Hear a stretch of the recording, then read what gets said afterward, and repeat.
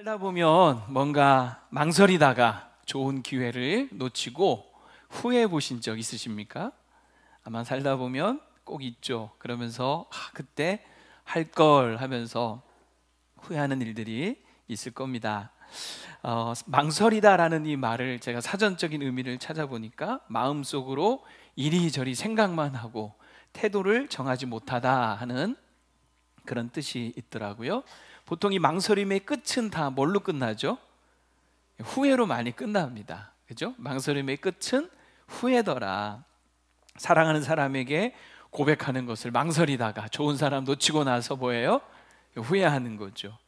부모님이 그렇게 한 번만 교회 같이 가자고 신신당부하는 말씀을 망설이다가 결국 부모님 돌아가시고 나서야 후회하는 그런 자녀들, 사실 저는 지난주에도 봤습니다. 용서를 구하고 화해할 기회를 망설이다가 놓치고 나서 결국 인간관계 다 깨지고 나서 후회하는 일 있더라는 거죠. 좋은 투자의 기회를 망설이다가 놓치고 나서 후회하는 일 있더라는 거죠. 신앙생활 하면서도 마찬가지인 것 같아요. 하나님의 말씀과 그 부르심 앞에 망설이다가 결국은 후회하는 일들이 있더라는 거죠. 망설임의 끝은 대부분 뭐더라? 후회더라. 그래서 오늘 설교 제목이 아직도 뭘 더 망설이십니까? 라는 제목으로 오늘 함께 말씀을 나누려고 합니다. 오늘 본문의 내용은 예수님께서 베드로 그리고 요한 그리고 야고보라고 하는 세 제자를 부르시는 그런 사건입니다. 예수님이 부르셨고 이 세 사람은 모든 걸 다 버려두고 예수님을 따르기 시작을 합니다. 그 이야기의 중심은 베드로가 중심이 되죠. 이 베드로가 여러분 누굽니까? 예수님의 수제자라고 보통 우리가 많이 얘기하잖아요. 정말 예수님께 있어서 이 베드로는 아주 특별한 사람이었고 각별하게 대하시기도 했어요. 12명의 제자가 있었지만 정말 베드로는 수제자 역할을 톡톡히 해냅니다. 근데 여러분 아십니까? 이 베드로가 예수님을 만난 것이 오늘 본문에서 처음이 아니라는 거예요. 이미 예수님은 베드로를 만나신 적이 있어요. 예수님이 베드로를 만났던 적이 있었는데 그때가 언제냐면 요한복음 1장에 보면 예수님께서 요한이 세례 베푸시던 그 요단강에 오시죠. 그때 거기에 누가 있었냐면 예수님의 첫 번째 제자가 되는 5명의 사람들이 거기 있었어요. 누가 있었을까요? 베드로가 있었고 그 형제 안드레가 있었고 그리고 요한이 있었고 빌립이 있었고 또 누가 있었어요? 나다나엘, 나중에 보면 바돌로메라고도 하죠. 이 5사람이 이 요단강에서 예수님을 처음 만납니다. 이때 예수님께서 베드로를 보시고 요한복음 1장 42절에 보면 이렇게 말씀하세요. 네가 장차 개바라 하리라 하셨습니다. 하시니라고 되어 있죠. 자, 시몬, 원래 이름은 시몬이에요. 근데 우리는 원래 이름보다 어떤 이름으로 더 많이 기억하고 있어요? 베드로. 베드로가 훨씬 낯익잖아요. 근데 이 베드로라는 이름을 누가 지어줬다? 예수님께서 이때 지어준 거죠. 이미 베드로는 이때 예수님을 처음 만났었습니다. 이 5명의 이 사람이 결국 예수님의 첫 번째 제자가 되는데요. 요한복음 이어지는 2장 말씀에 보면은 예수님이 갈릴리 가나의 한 혼인잔치집에 찾아가시죠. 근데 그때 무슨 사건이 벌어지죠? 포도주가 떨어지는 거예요. 난리가 난 거죠. 근데 그때 예수님이 물로 포도주를 만들어 주세요. 이때 그 현장에 있었던 5명이 바로 이 첫 번째 제자들이었던 거죠. 누가 있었어요? 거기에 베드로도 있었던 거예요. 그러니까 베드로는 예수님이 물로 포도주를 만드시는 능력이 있으신 그런 놀라운 분이라는 것을 알았던 거죠. 그래서 요한복음 2장 11절에 보면 제자들이 예수님을 믿으니라 이런 표현이 나옵니다. 그리고 나서 예수님께서 갈릴리 가버나움이라는 곳으로 가시게 되는데요. 이제 우리가 누가복음 지금 보고 있잖아요. 이 누가복음에 보면 4장에 예수님이 그 가버나움에서 이 시몬의 집을 방문을 합니다. 이 시몬이 누구라고요? 베드로죠. 이 베드로의 집에 갔는데 그때 베드로의 장모가 심한 열병에 앓고 거의 시름시름 죽어가고 계셨어요. 근데 예수님이 그 시몬의 장모의 열병을 꾸짖으시고 어떻게 하시죠? 치료해 주십니다. 낫게 해버리시는 거예요. 그러니까 이 베드로는 예수님으로부터 그 장모의 병을 고쳐주시는 놀라운 은혜를 이때 입은 것이죠. 그러니까 지금 보면은 예수님께서 이 베드로를 제자로 삼으시기 위해서 상당히 공을 들이고 계시는 거죠. 그런데 오늘 이제 누가복음 5장에 왔잖아요. 근데 누가복음 5장에 와 보니까 이 베드로가 예수님을 따르고 있습니까? 안 따르고 있습니까? 안 따르고 있어요. 뭐 하고 있어요? 고기 잡고 있더라는 거죠. 예수님과의 만남과 놀라운 기적을 경험한 후에도 여전히 베드로는 자신의 생업, 익숙한 삶의 자리로 돌아가 있었습니다. 예수님을 그저 틈틈이 짬짬이 따라다니고는 있었지만 여전히 자신의 삶이 더 중요했던 것이죠. 예수님을 보면서 훌륭한 선생님이구나 정도는 알고 있었지만 자신의 모든 것을 바치고 따를 주님으로는 아직 여기지 못하고 있었던 겁니다. 그래서 예수님을 온전히 따르는데 베드로는 여전히 망설이고 있더라 하는 거예요. 상당한 공을 들이셨는데도 어쩌면 예수님의 이 노력이 무색하게도 베드로는 다시 지금 고기를 잡고 있는 거죠. 이런 베드로를 보실 때 예수님이 서운하고 실망감이 살짝 들지 않으셨겠어요? 아유, 쟤는 안 되겠다, 쟤는 아닌가 보다 하면서 그냥 포기할 만도 하죠. 그러나 예수님은 포기하지 않으십니다. 그리고 다시 오늘 베드로가 고기 잡던 그 현장으로 찾아가시는 거예요. 그것도 베드로가 어떤 상태였습니까? 밤새도록 고기를 잡았지만 한 마리도 못 잡는 그런 아침을 맞고 있던 때에 예수님이 찾아가신 거예요. 여러분 생각을 해보세요. 밤새도록 수고했는데 헛수고한 거예요. 베드로 지금 어떤 상태입니까? 일단 육체적으로 얼마나 피곤하겠어요. 밤새도록 일했으니 얼마나 피곤해. 지금도 보니까 눈 감고 계시는 분들은 어제 밤새 뭐 했나 궁금해요. 예, 눈을 뜨시옵소서. 예. 얼마나 피곤하겠어요. 밤새 일했으니 육체 노동 아닙니까? 거기다가 고기라도 잡았으면 신이라도 나고 힘이 날 텐데 한 마리도 못 잡았으니 그 허탈감에 상실감에 정말 힘든 거죠. 더군다나 자존심은 얼마나 상했겠어요. 그래도 자기가 베테랑 어부인데 고기 한 마리도 못 잡을 수가 있다니 이거 정말 자존심 구겨지는 일이죠. 남들 보기에도 민망하고 창피하고 부끄러운 거 아니겠어요? 사람들이 베드로가 이제 아침에 들어왔을 때 몇 마리나 잡았어? 말을 못하는 거죠. 한 마리, 이 말이 안 나오는 거죠. 이런 어떤 상태 아니었겠습니까? 더군다나 이제 현실적인 문제도 막 밀려오는 거죠. 고기 한 마리 못 잡았으니 야 이거 내다 팔고 돈을 벌어야 되는데 이제 먹고 살 것에 대한 그런 막연함과 걱정이 밀려오는 때였습니다. 스스로 봐도 참 한심하다. 어떻게 고기 한 마리도 못 잡냐 이러면서 코가 쑥 빠져있고 사람들도 그런 베드로를 보면서 아이고 쯔쯔쯔 하면서 실패자로 여길 만한 그러한 때에 눈부신 아침이 이미 밝아왔지만 밤새도록 허탕친 베드로에게는 어쩌면 가장 어두운 시간, 인생의 가장 어두운 때, 가장 허탈하고 허망한 시간을 꾸역꾸역 견디며 힘들어하고 있는 그 베드로를 예수님은 또다시 찾아가신 거죠. 포기하지 않으신 거죠. 그리고 여전히 예수님을 온전히 따르지 못하고 있는, 망설이고 있는 이 베드로가 예수님께 온전히 순종할 수 있도록 그를 이끌어 주셔요. 어떻게 이끌어 주시느냐? 3단계로 이끌어 주십니다. 몇 단계? 3단계. 오늘 이것을 하나씩 살펴보려고 해요. 예수님이 어떻게 베드로를 한 단계 한 단계 이끌고 계시는지 여러분 한번 살펴보도록 하겠습니다. 1단계는 뭐냐? 첫 번째 단계는 예수님의 요청, 부탁이 있습니다. 뭐냐? 베드로의 배에 오르시고 배를 육지에서 조금 떼기를 청하세요. 청하셨다, 요청하셨다는 거죠. 베드로는 밤새 고기잡이에 실패하고 지금은 지친 채 그물을 씻고 있었습니다. 이때 예수님이 3절에 예수께서 한 배 오르시니 그 배는 시몬의 배라. 육지에서 떼기를 조금 떼기를 청하시고 앉으사. 그리고 뭐 하세요? 배에서 무리를 가르치시는 거예요. 지금 베드로는 뭐 하고 싶어요?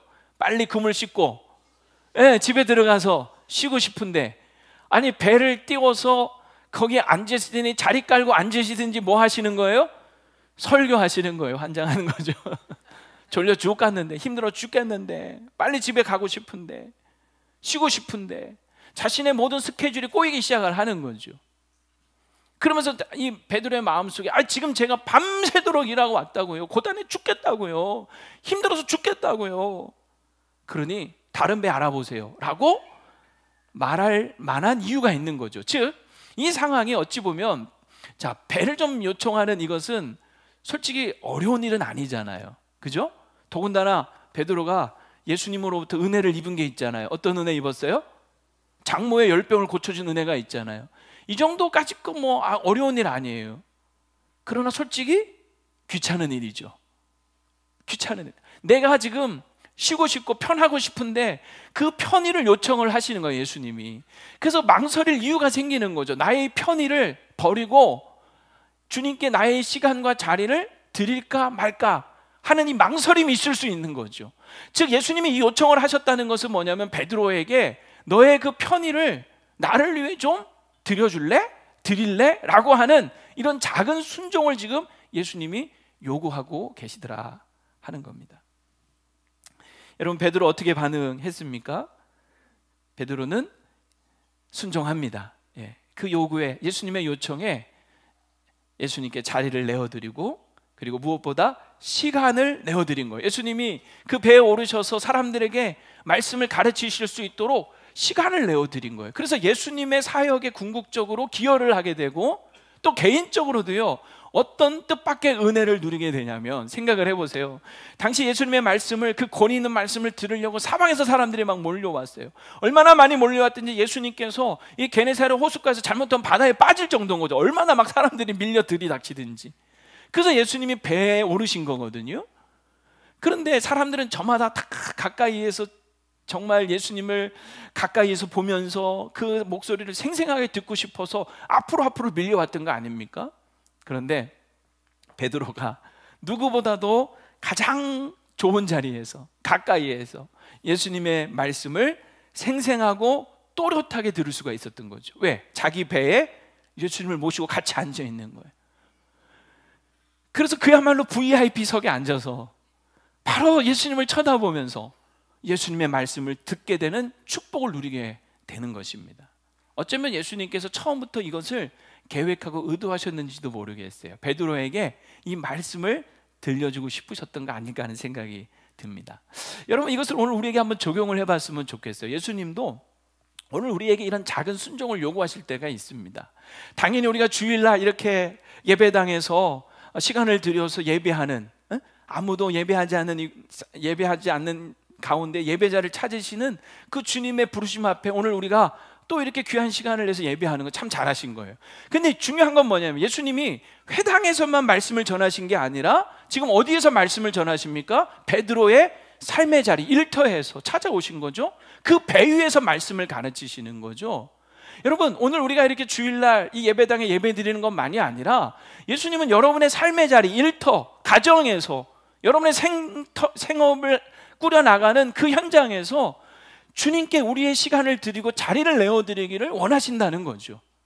가정에서 예배를 드리고, 개인적으로 여러분 큐티를 하고, 말씀을 펴서 통독을 하고, 때로는 쓰고, 또 우리가 새벽에 또는 저녁에 한적한 곳에서 시간을 내어 하나님께 기도하며 주님께 내어드리는 시간과 자리를 주님이 우리에게 요구하실 때가 있다는 거예요. 예배당에서 그저 일주일에 한 번 예배하고 끝이 아니라 우리의 삶의 자리에서 여러분 주님께 드리는 시간, 주님께 내어드리는 자리가 있습니까? 주님이 그것을 요구하실 때, 요청하실 때 여러분 망설이시겠습니까? 아니면 기꺼이 내어드리시겠습니까? 근데 왜 큐티 시간 안 하십니까? 왜 새벽기도 안 하십니까? 왜 성경 안 보십니까? 왜 가정예배 안 하십니까? 여러분 작은 순종부터 해보실 수 있기를 축복합니다. 야, 교회에서 뭐 이런 거 하자 할 때, 아예 나는 상관없어. 나는 주일날 교회에서 예배 한번 드리면 그걸로 끝이야. 그것도 대단한 거지 뭐. 물론 맞아요. 대단한 걸 수 있어요. 하지만 주님이 오늘 우리에게 부탁하시는 거 아니겠어요? 네 자리를 좀 내줄래? 네 배. 이 배라고 하는 것은 베드로에게 있어서는 생계 수단이자 삶의 일터 아닙니까? 그 자리에 주님께서 오셔서 네 자리를 좀 내줄래? 요청하시는 것처럼 오늘 우리에게도 그렇게 요청하신다는 거죠. 여러분, 일주일에 한 번이 아니라 일상의 삶 속에서, 매일의 삶 속에서 주님께 드리는 시간과 자리가 있게 되기를 축원합니다. 그 자리에서 우리는 주님의 생생한 또렷한, 누구와도 말씀하시는 게 아니라 바로 나에게 말씀하시는, 오늘 제가 설교하는 것은요 여기 모든 사람들에게 전하는 말씀이지만 여러분이 말씀 앞에 스스로 주님 앞에 시간을 드리고 큐티를 하고 하나님 앞에 자리를 내어드릴 때 주님이 내게 하시는 말씀을 들을 수 있는 거 아니겠습니까? 꼭 그런 은혜를 누릴 수 있기를 축원합니다. 그 작은 순종이 오늘 이 나머지 순종에 계속 이어지는, 그래야 놀라운 하나님 앞에 쓰임받는 역사들로 이어지는 거예요. 여러분의 일상의 삶 속에서 주님께 내어드리는 시간과 그리고 자리가 꼭 있기를 바랍니다. 자, 이게 작은 순종이었다면 두 번째는요, 2단계가 있어요. 예수님이 여기에서 멈추지 아니하시고 이제는 말씀하시는데 명령하십니다. 요청하는 정도가 아니라 이제 명령하시는 거죠. 뭐라고 하십니까? 깊은 데로 가서 그물을 내려 고기를 잡으라 하십니다. 예수님이 설교가 끝나셨어요. 가르침이 끝나셨어요. 그러면 베드로에게 가서 야, 피곤하지? 이제 집에 가서 쉬어 라고 하지 않으시더라는 거죠. 오히려 피곤해 지쳐있는 베드로에게 4절 뭐라고 하십니까? 깊은 데로 가서 그물을 내려 고기를 잡으라 하십니다. 왜 그러십니까? 이유가 뭡니까? 힘들어 죽겠는 이 베드로에게 왜 또다시 가서 그물을 던지라고 하십니까? 베드로를 괴롭히시려고 하는 걸까요? 그럴 일이 없죠. 오히려 예수님은 베드로에게 지금 뭘 잡게 하고 싶으신 거예요? 고기를 잡게 하고 싶으신 거예요. 이게 여러분 우리 주님의 마음입니다. 하나님은, 우리 주님은 우리가 수고한 것이 헛되지 않게 하기를 원하신다는 거죠. 우리가 고기 잡기를 원하시는 우리 주님이십니다. 왜 아멘이 없으십니까? 여러분 맨날 헛수고하고 싶으십니까? 아니잖아요. 나름대로 고생하고 수고한 것에 풍성한 열매가 있기를 다 바라지 않으십니까? 근데 주님이 그걸 주님도 그걸 원하시더라는 거죠. 주님이 우리에게 무엇인가 말씀하시고 명령하시는 것은 우리를 괴롭히려고 하시는 것이 아니라 다 우리를 잘되고 복되게 하시려는 거예요. 주님의 말씀은 우리를 다 잘되고 복되게 하는 말씀인 줄로 믿으시기 바랍니다. 우리 괴롭히려는 게 아니라는 거죠. 주님은 아셨던 거예요. 베드로가 밤새도록 고기 한 마리 못 잡은 거 아신 거예요. 그러면서 베드로가 얼마나 그 밤새도록 고기 잡으면서 고기 잡고 싶어 했던 그 마음도 아시는 거예요. 그 허망한 마음을 아시는 거죠. 그래서 그 허망한 마음을 채워주고 싶으셨던 겁니다. 그런데 이 예수님의 의도와는 상관없이 이건 아무리 생각해봐도 베드로 입장에서 업으로서는 상식의 정면으로 거스리는 말씀, 명령이었습니다. 자기가 고기 잡는 데는 전문가인데 그렇지 않습니까? 근데 깊은 데로 가서 그물을 내려라. 이게 솔직히 여러분 이 전문가로서 이게 자존심 긁히는 소리 아니겠어요? 누구보다도 베드로는 잘 알죠. 고기는 이 갈릴리 바다에서 고기는 낮에는 안 잡히는 거예요. 더군다나 깊은 데는 고기가 없는 거예요. 그러니 지금 그물을 내리는 것은 세상 어리석은 짓이고 괜히 힘만 더 빼는 일이라는 것을 잘 알았습니다. 그러니 베드로는 충분히 예수님께 이렇게 얘기할 수 있는 거죠. 제가 밤새도록 헛수고했거든요. 고기 안 잡히는 날이거든요. 지금은 더군다나 고기가 없는 시간이거든요. 제가 전문가 아닙니까? 당신은 목수잖아요. 고기 잡는데 당신보다 제가 더 낫습니다. 선수입니다. 그리고 지금 이 씻어놓은 그물은 오늘 밤에 다시 사용해야 할 그물입니다. 괜히 지금 던져서 허탕치면 당신이 책임질 겁니까? 하면서 얼마든지 예수님의 이 말씀에 명령에 불순종할 수 있는 이유가 되는 거죠. 다시 말하면 베드로는 지금 이 상황에서 망설일 이유가 충분히 있는 거예요. 자신의 경험에 의하면 죄송합니다. 자신의 경험에 따르면 이거는 있을 수 없는 일이잖아요. 그러니까 망설일 이유가 있는 거죠. 경험을 믿을 것인가 아니면 말씀을 따를 것인가 믿을 것인가. 이 얘기는 뭐냐면 이 예수님의 명령은 베드로에게 요청을 하시는 거예요. 너의 경험을 믿지 말고 너의 경험을 내려놓고 나를 믿고 나를 의지하고 내 말을 의지하고 순종해라 하는 것을 요구를 하시는 거예요. 어쩌면 큰 순종을 요구하시는 거죠. 여러분 이때 베드로 어떻게 반응합니까? 5절 말씀이죠. 5절 같이 한번 읽어봅시다. 시작.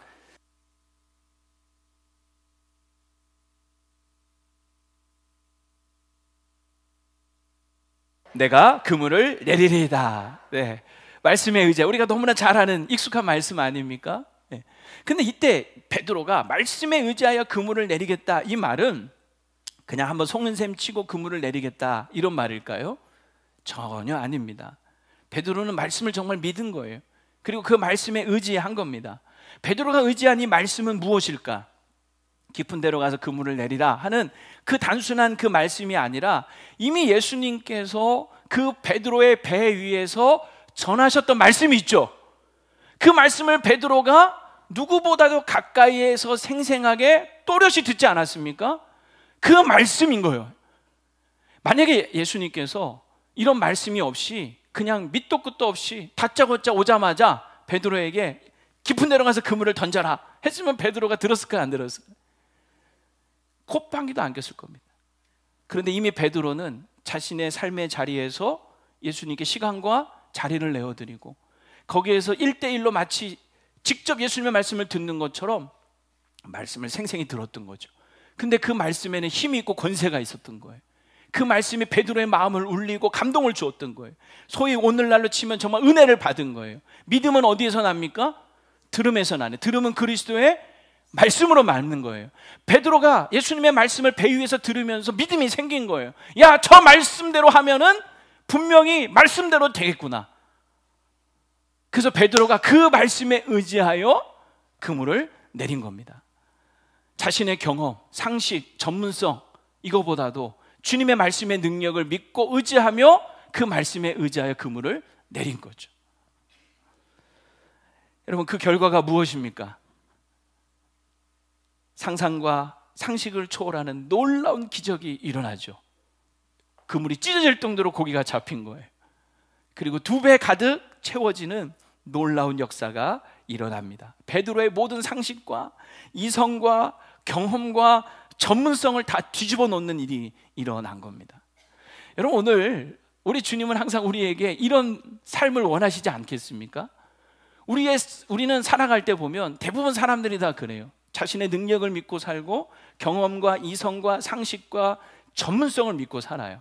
그런데 문제는 뭐냐면 이 우리의 경험과 상식과 이성과 전문성이라는 것이 한계가 항상 있는 거죠. 그래서 대부분 사람들은 다 그 한계에 갇혀서 그렇게 살아가는 거예요. 근데 왜 우리가 그러면 하나님을 믿고 하나님의 말씀을 따라 살아야 하느냐? 하나님은 그런 모든 우리의 한계를 뛰어넘어 일하시고 역사하실 수 있는 분이기 때문인 거죠. 그래서 우리가 하나님을 믿고 하나님을 의지하며 하나님 말씀을 따라 사는 거예요. 우리 인생이 내 힘으로 살 수가 있습니까? 내 노력으로만 됩니까? 내가 아무리 열심히 하고 최선을 다해도 안 될 때가 있는 거잖아요. 그럴 때 우리에게 필요한 것이 뭐냐면 신적인 개입, 하나님의 도우심, 하나님의 역사, 다시 말해 하나님의 기적이 필요한 것이죠. 근데 이 하나님의 놀라운 기적과 역사는 우리가 하나님의 말씀을 듣고 그 들은 말씀을 믿고 의지하며 순종하며 나아갈 때 경험할 수 있더라 하는 거예요.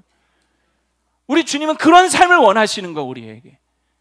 우리가 주님을 믿고 따른다는 것은 다른 게 아니에요. 우리 경험으로 상식으로 내 전문성만 믿고 살려면 우리가 굳이 예수님 믿을 이유가 뭐가 있습니까? 그건 한계가 있잖아요. 그건 부족함이 있잖아요. 근데 그럴 때마다 주님의 말씀을 의지하여 주님을 믿고 순종하며 살라는 거죠. 그럴 때 여러분 놀라운 역사가 일어나게 될 줄로 믿습니다. 요즘 여러분 장안에 화제가 되는 교회가 하나 있어요. 어떤 교회냐? 뭐 큰 교회가 아니고요. 저 강원도 청선 땅에 아주 작은 그런 교회입니다. 세일 감리교회라고 하는 그런 감리교회인데요. 이 교회가 왜 지금 장안에 화제가 되고 있냐면 이 교회가 최근에 청룡사라고 하는 절터를 사가지고 거기에 교회를 세우기 시작을 한 거예요. 절이 변하여 뭐가 됐어요? 교회가 되고 있는 역사가 일어나고 있는 거예요. 그래서 지금 요즘 장안에 화제가 되고 있는데 제가 이걸 좀 자료를 찾아보니까 이 교회 담임 목사님이 정소경 목사님이라는 분인데 화면 한번 띄워봐 주시면 굉장히 젊은 분이에요. 저보다도 아마 나이가 어린 것 같아요. 근데 이 젊은 목사님이 서울에서 노숙인 사역을 하시다가 저 강원도 정선 카지노가 있는 이 도박의 땅 거기에 도박 중독으로 어려움을 겪는 분들이 많다는 얘기를 듣고 누구도 가려고 하지 않는 저 강원도 정선에 이분이 간 겁니다. 처음에는 요양원 건물에서 교회를 개척을 하고 예배를 드렸대요. 그러나 코로나19가 터지면서 요양원에서 이제 교회가 나올 수밖에 없었던 거죠. 이후에 비닐하우스, 천막을 치고 예배당을 임시로 만들어서 예배를 드리는데 또 쫓겨나게 생기고 계속 교회로 옮겨야 되는 이런 상황에 이분이 기도하는 하나님, 예배당을 짓고 예배할 수 있도록 그래서 정말 이 많은 사람들을 좀 돕는 사역을 펼쳐갈 수 있게 해주세요. 간절히 기도하던 중에 어느 하나님이 응답을 하시는데 뭐라고 응답하시냐면 내가 너에게 줄 땅에 있다. 청룡사다. 저를 주시겠다라고 하시더라는 거예요. 그러면서 이분의 마음속에 하나님의 강한 임재와 함께 들리는 말씀이 가서 주가 쓰시겠다 하라라고 하라는 말씀이 마음에 들린 거예요. 근데 여러분 솔직히 여러분 이게 쉬운 일이 아니잖아요. 그래서 이분이 이 말씀을 듣고도 무려 4개월 동안을 망설였대요. 차마 용기가 안 생겼던 거죠. 그래서 어떤 액션도 순종도 취하지 못하고 있었는데, 그때마다 기도할 때마다 하나님이 이 목사님을 책망하시듯이 내가 너에게 가장 좋은 방법을 알려주지 않았느냐, 가서 주가 쓰시겠다고 하라고 하나님 말씀을 계속 주시더라는 거죠. 그래서 용기를 정말 내서 하루는 그 청룡사를 찾아갔답니다. 주지스님한테 인사를 하고 대화를 하는데 첫날에는 차마 한마디도 못하고요, 오히려 그 주지스님이 하는 얘기를 전부 다 듣고 왔대요. 그리고 그날 밤 돌아와서 너무너무 두려웠대요. 뭐가 두려웠냐면 이 주지생의 이 말하는 못하는 그게 두려운 게 아니라 자신이 하나님 말씀에 순종하지 못하고 있다라고 하는 그 두려움이 막 밀려오더라는 거죠. 그래서 다음날 다시 찾아갔답니다. 다음날 다시 찾아갔는데요, 전날하고 사람이 완전히 바뀌어 있더라는 거예요. 얼굴 표정도 싸납게 바뀌어 있고요, 말도 험하게 하면서 어제와는 다르게, 어제는 막 차도 대접해 주면서 막 자기 얘기 다 하던 분이 오늘은 가라고, 왜 왔냐고 또 막 쫓아내듯이 그러더라는 거예요. 근데 이때 이 목사님이 하나님 시키신 대로, 제가 사실은 기도하던 중에 하나님께서 이 청룡사 터를 쓰시겠다고 하십니다 라고 그 주지승한테 얘기를 했대요. 그러자 이 주지승이 갑자기 태도가 바뀌면서 그 절터 구석구석을 소개해 주시더라는 거예요. 사실 여기는 용왕님을 모시는 곳이고 뭐 어쩌고 막 그러면서 여기가 사실은 교회터로 딱이라고 그러면서 여러분, 이 청룡사가 우리나라 전국 100대 명산 중에 하나인 이 민둥산이라고 하는, 정선 민둥산이라는 그 초입에 있었던 절인데 1년에 이 등산객이 한 30만 명이 왔다 갔다 한대요. 그래서 그 카페 하는 사람들이 여기다가 카페 차리면 딱이겠다 하는 생각이 들어서 그동안 많이 찾아왔다는 거예요. 근데 그때마다 이분이 아니 저를 어떻게 카페로 파냐 하면서 다 쫓아냈다는 거죠. 그 얘기를 듣는데 이제 목사님이 또 살짝 걱정이 돼서 그러면 저를 교회는 팔아도 되겠습니까? 하고 물었더니 이분 하는 말이, 아니 하나님이 쓰시겠다고 하셨다면서요 이렇게 대꾸를 오히려 하시더라는 거예요. 그래서 정말 그 땅을 3억에 계약을 했다는 거예요, 사기로. 근데 이제 문제가 된 거죠. 3억이 또 어디 있어요, 이 개척교회가. 근데 이 사연이 유튜브 영상으로 나가게 되면서 10일 만에 전국과 해외에서 1,500여 명으로부터 헌금이 모아지는데 그 매입 자금이 다 채워진 거예요. 그래서 계약을 하고 지금은 이제 교회 건축을 준비하고 있다. 그래서 여러분 영상 다시 하나 보여주시면, 우리 교회도 한번 오셨던 한창수 목사님하고 우리 규장 대표, 여중구 대표님, 가운데 그 정소민 목사님이 최근에 저 뒤에 있는 그게 어디냐면 청룡사 그 절터 현장에서 영상을 촬영해서 또 올리셨더라고요. 여러분, 이 목사님 고백이 그거예요. 정말 하나님 말씀대로 순종했더니 하나님의 말씀대로 되게 하시더라 하는 거죠. 우리 주님은 우리의 경험과 상식 한계를 뛰어넘어 일하시고 역사하시는 분인 줄로 믿습니다. 예수님의 말씀은 언제나 진리이고 그 말씀에는 힘이 있고 권세가 있는 줄로 믿습니다. 그래서 우리가 말씀에 순종할 때 그 말씀대로 이루어지는 역사를 경험하게 될 줄로 믿습니다. 우리 인생에 보면 얼마나 많은 문제들이 많아요. 한계가 얼마나 많아요. 그럴 때마다 나의 경험과 지식과 상식과 나의 전문성만을 의지하며 살지 마시고 하나님 앞에 그 문제를 아뢰시고 하나님의 말씀을 여러분 들으셔야 합니다. 그래서 여러분 삶의 자리에서 여러분의 하나님께, 주님께 드리는 시간과 자리가 필요한 거예요. 그래서 주님의 말씀을 듣고 그 말씀을 믿고 그 말씀에 의지하여 사는, 순종하여 사는 여러분 되기를 축원합니다. 그래서 정말 하나님이 살아계시는구나, 정말 하나님 역사하시는구나 하는 것을 생생하게 여러분 경험할 수 있게 되기를 축원합니다. 예수님이 베드로를 이렇게 또 한 단계 끌어들이시는 거죠. 작은 순종에서 큰 순종을 이끄셔서 하나님을, 주님의 능력을 다시 한번 경험케 하시는. 그리고 마지막 3단계는 뭐냐면 예수님의 부르심, 소명이 있어요. 베드로를 부르시는 거죠. 이제 후로는 네가 사람을 취하리라 라고 말씀합니다. 베드로 이제 만선을 얻었어요. 얼마나 기쁩니까? 펄떡펄떡 뛰는 고기를 보면서 와, 대박이다, 성공이다, 이게 돈이 얼마야 하면서 흥분하며 뛸 듯이 기뻐할 만하지 않습니까? 그런데 놀랍게도 이 만선의 기적은 베드로에게 이런 기쁨을, 찰나적인 기쁨을 주기보다 엄청난 충격을 줘버린 거예요. 자기 앞에 있는 그 예수님이란 분이 도대체 누구란 말인가? 베드로가 두려움이 느껴진 거예요. 이분은 보통 분이 아니구나. 이분 앞에서 그 신적인 권위를 느끼면서 하나님 앞에서 느끼는 두려움을 느낀 거죠. 그리고 자신은 그 앞에서 정말 아무것도 아닌 죄인이구나 하는 것을 깨달으며 베드로가 뭐라고 고백하냐면 더 이상 선생님이라고 하지 않아요. 그리고 뭐라고 부릅니까? 주여라고 하죠. 8절 말씀 같이 한번 읽어볼게요. 시작.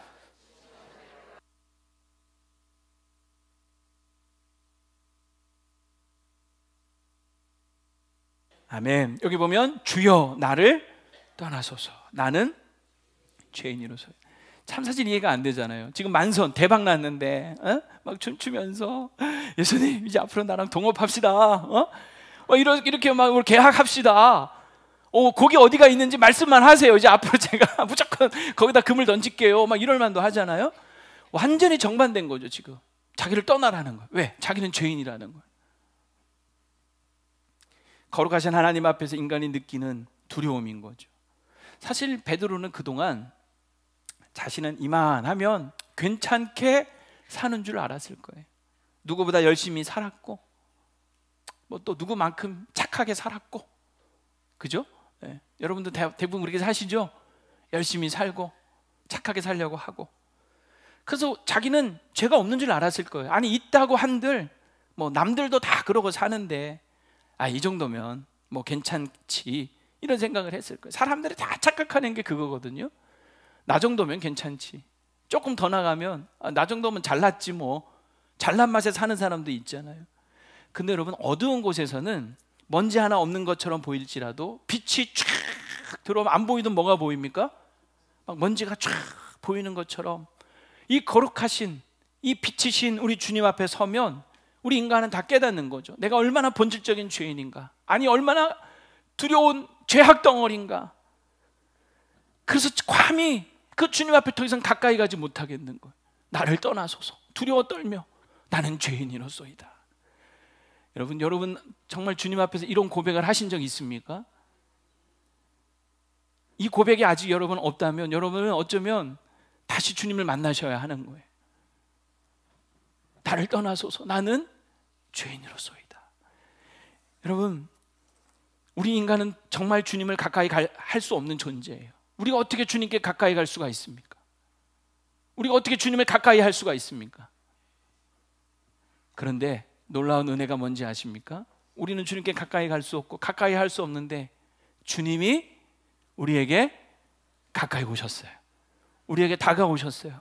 우리를 찾아오셨어요. 이게 은혜인 거예요.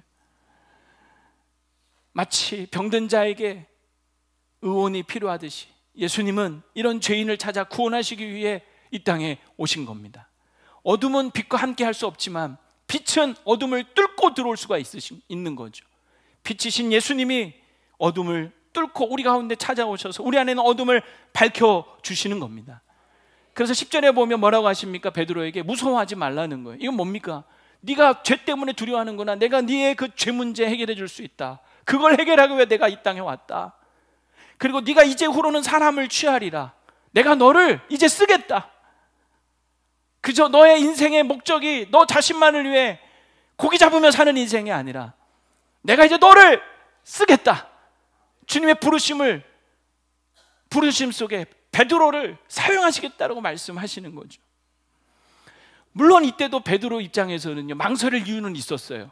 자신의 인생을 드리라는 거 아닙니까? 드릴까 말까 얼마나 고민되겠어요. 뭐 지금도 충분한 것 같은데 꼭 이렇게까지 해야 되나 생각이 들지 않았겠어요? 다시 말하면 이 주님의 부탁은, 명령은, 부르심은 뭐냐면 오늘 우리에게 말씀하신 너 인생을 나에게 드려라. 위대한 순종을 요구하시는 거죠. 여러분, 이때 베드로 어떻게 합니까? 망설입니까? 안 망설입니까? 망설이지 않아요. 더 이상 망설일 이유가 없었던 거죠. 왜 그렇습니까? 자신이 죄인됨을 깨달은 거예요. 그런데 이 죄의 문제를 주님이 해결해 주실 수 있고, 그리고 자신을, 이 죄인인 자신을 쓰시겠다고 하는데 더 이상 망설일 이유가 없었던 거죠. 그래야 베드로는 위대한 순종을 합니다. 모든 걸 버려두고 예수를 따르기 시작을 하는 거예요. 여기 모든 것에는 무엇도 포함되겠습니까? 방금 전에 잡았던 그 생선들, 펄떡펄떡 살아서 튀는 그 생선들 얼마나 아까워요. 얼마나 아깝이, 그죠? 야, 이거 팔면 돈이 얼마나 되겠어요. 그런데 그 생선도 그 배도 다 버리고 주님을 따르는 거죠. 그 펄떡펄떡 생선이 중요한 게 아니라 누가 더 중요하게 보이는 거예요? 예수님이 더 중요하게 보이는 거죠. 이 만선의 기적보다 그 기적을 행하시는 우리 주님이 더 중요하게 느껴지는 거예요. 우리가 예수님을 믿는 복이 여러분 뭔지 아십니까? 예수님을 이용하여서 만선을 얻는 것이 아니라 우리를 쓰시고 우리를 통하여서 일하시려 역사하시는 우리 주님이 더 중요한 줄로 믿습니다. 가장 귀한 보배는 만선, 성공, 재물이 아니라 우리 주님인 줄로 믿습니다. 예수 믿으면 복 받는 게 아니라 예수 믿는 것이 복입니다. 그래서 베드로는 다 버릴 수 있었던 거예요. 왜? 이 만선, 이 펄떡펄떡 뛰는 생선보다 지금 자기 눈앞에 서 있는 예수님이 자신의 인생을 고치시고 죄인된 자신을 새롭게 하시고 쓰시겠다는 그 주님이 훨씬 더 중요했던 거죠. 오늘 주님은 오늘 우리에게도 이러한 위대한 순종을 요구하십니다. 사실 우리 주님께는 우리가 무엇을 아낄 수 있겠습니까? 무엇을 아끼겠습니까? 우리 주님은 우리를 다 내어주셨잖아요. 자기 생명도 내어주셨잖아요. 여러분에게 있어서 주님은 전부가 되기를 바랍니다. 그저 짬짬이 틈틈이 그냥 내 인생 살면서 주님도 따르는 이런 수준이 아니라 정말 주님께 온전히 우리의 삶의 주도권을 드리고 내 삶의 주인이 우리 주님이심을 고백하면서 주님께 쓰임받는 인생 되기를 바랍니다. 주님, 제가 여기 있습니다. 저를 써 주시옵소서. 이것이 저와 여러분의 고백이 되기를 축원합니다. 말씀을 이제 정리하려고 합니다. 여러분, 수제자 베드로는 처음부터 예수님을 만나자마자 다 버리고 온전히 따랐던 것이 아니었어요. 예수님이 그렇게 공을 들였음에도 불구하고 사실 여러 번 망설이고 있었어요. 그런데 주님은 포기하지 않으시고 또다시 찾아가시고 또 찾아가시고 그 실패의 가장 깊은 구렁텅이에 가장 어두운 삶의 순간에 또다시 찾아가셔서 베드로를 작은 순종부터 큰 순종, 위대한 순종으로까지 단계적으로 끌어올리시는 거죠. 그래서 결국은 위대한 제자로 한평생 주님 앞에 살 수 있도록 해주시는 거예요. 요한복음 15장 16절에 너희가 나를 택한 것이 아니라 내가 너희를 택하여 세웠다라고 말씀하십니다. 베드로가 베드로 된 것은 사실은 누구의 열심입니까? 우리 주님의 열심이에요. 주님이 베드로를 베드로 되게 하신 거예요. 재미난 사실은 베드로가 나중에 보면요 또 고기 잡으러 가죠. 언제입니까? 예수님 십자가 지실 때 3번이나 부인하죠. 모른다고. 그리고 실패가 하면 또다시 나는 틀렸어 하고 또다시 고기 잡으러 갔을 때 예수님 그때 어떻게 하십니까? 또 그 자리에 찾아가셔서 베드로가 3번 부인한 거 아시고 3번 물으시죠. 네가 나를 사랑하느냐? 네, 제가 주님 사랑하는 줄 주님이 아십니다. 3번 고백하게 하시면서 베드로의 모든 수치를 다시 써주시고 내 양을 먹여라, 내 양을 쳐라 하고 또 베드로를 세워주시는 거예요. 그래서 베드로가 베드로 될 수 있었던 거예요. 오늘 저와 여러분도 그런 은혜 속에 살아가고 있는 거 아니겠어요? 정말 은혜 아닙니까? 은혜 아닙니까? 오늘 이 아침에도 주님은 오늘 우리에게 말씀하시는 거예요. 너의 삶의 자리를, 너의 시간을 네가 편히 바쁘다, 피곤하다, 할 일 많다 하면서 미루지 말고 망설이지 말고 나를 위하여 시간과 자리를 좀 내어주겠니? 여러분, 주님의 부탁 거절하지 마시고 망설이지 마시고 순종하시기 바랍니다. 주님은 우리에게 또 말씀, 너의 실패의 자리, 너의 경험과 상식과 이성과 전문성만 믿고 그렇게 살지 말고 나를 믿고 내 말씀에 의지하여 한번 순종해 보지 않겠니? 그럴 때 어떤 일이 일어나는지 경험해 보지 않겠니? 주님 말씀하시는 거예요. 그 말씀에 여러분 순종할 수 있기를 축복합니다. 그리고 주님 말씀하시는, 네 삶의 주인이 누구니? 너 같은 죄인을 살리고 내가 너를 쓰겠다고 하는데 네 삶의 주도권을 나에게 맡기고 너의 인생을 나에게 드려보지 않겠니? 주님은 우리에게 그 순종도 요구하시는 거죠. 뭘 더 망설이시겠어요? 주님이 이렇게까지 우리에게 열심을 내시는데 망설이지 마시고 후회하지 마시고 순종하는 저 여러분 되기를 축원합니다.